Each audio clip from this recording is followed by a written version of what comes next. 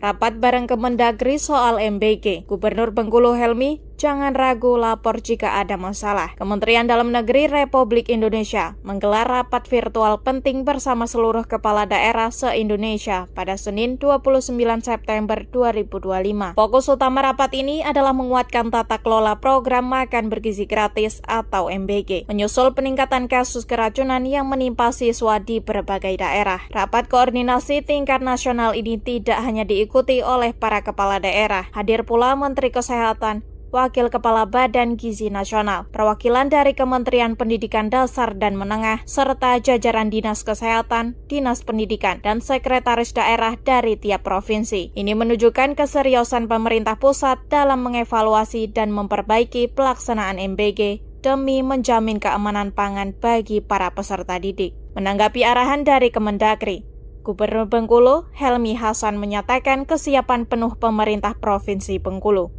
Gubernur Helmi menegaskan bahwa Pemprov telah menyiapkan langkah teknis di daerah untuk menyukseskan program ini. Ya, hari ini ada rapat dengan Kemendagri tentang MBG. Tentu saja kita siap.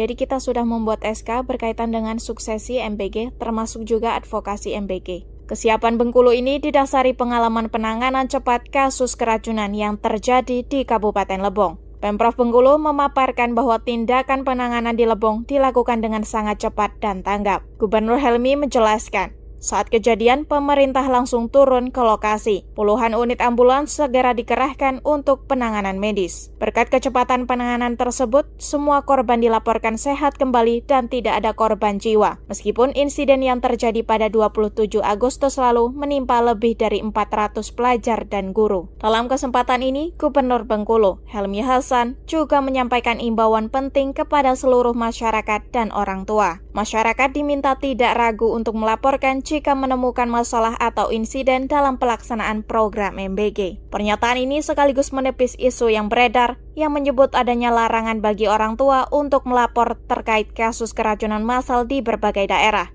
termasuk isu yang sempat mengemuka terkait kasus di Lebong. Jadi kalau ada kejadian langsung lapor.